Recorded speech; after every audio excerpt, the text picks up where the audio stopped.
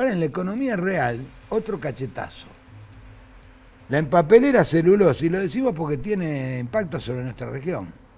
La papelera Celulosa informó que no va a pagar sus deudas desde este mes.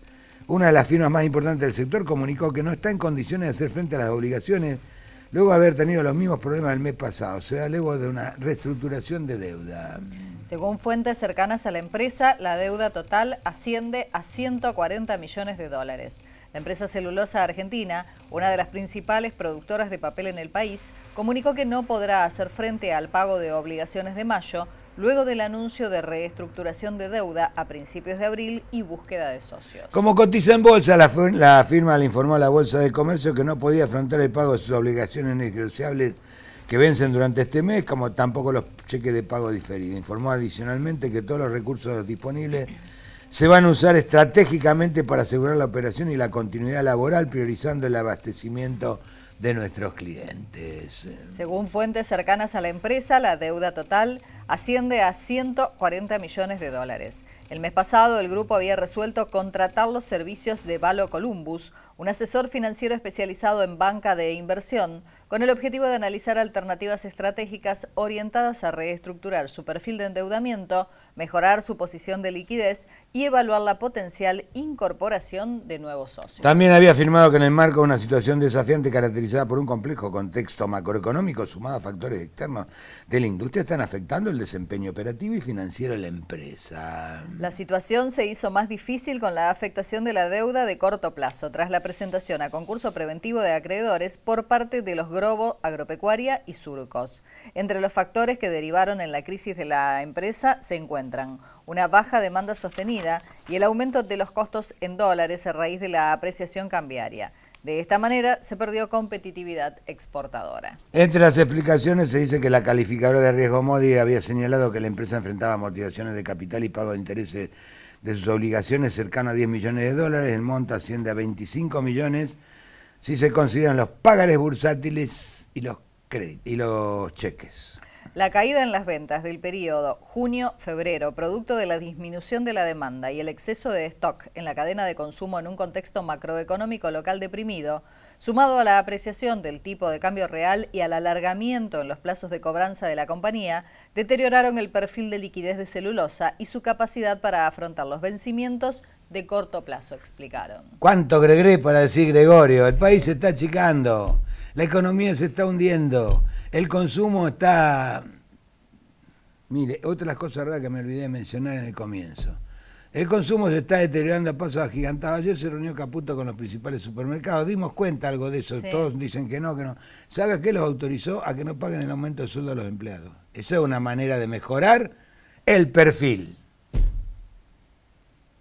El empleado de comercio había conseguido un sueldo 7%, eran 2 tramos, no se lo paguen. ¿Qué cuento nos están haciendo? También la calificadora Fix SCR había bajado la nota debido al deterioro de la capacidad de generación de flujo, la caída en los márgenes y bajos niveles de liquidez que continúan sin recuperarse, así como el deterioro de la flexibilidad financiera y la elevada vulnerabilidad de la compañía a factores externos. Resumen. La empresa ocupa a unos 1.500 empleados en forma directa. Una está cerca de Rosario y la otra en Zárate. El grupo también tiene distribuidoras en Argentina y Uruguay. Durante la actual gestión se fueron del país o cayeron HSBC, Xerox, Clorox, Prudential, Nutrien, ENAP, Fresenius, Medical Care y Protect and Gamble y la Dow Chemical. Bueno, le tocó lo peor, Denise. Sí. ¿Cuál es el cuento que nos quieren hacer creer? Y cuando nos dicen, y yo escucho ahí a los comentaristas ligados al gobierno, diciendo, no, pero yo les dije, va a bajar el dólar, esto está bien, es otra Argentina, estamos creciendo, ya lo vimos. No, esto que quedó ahí un apunte que quedó, sí. Porque uno, cuando a las 10 de la mañana se cae ficha limpia y ya tiene que armar todo de nuevo. Bueno, pero esto ya lo vimos. ¿Cuál es la diferencia, a ver, con el menemismo o con lo que pasó con el último gobierno? Díganme alguna diferencia, ¿usted ve alguna diferencia? Ya lo vimos esto. Ya lo vimos. Es lo mismo, no hay nada nuevo.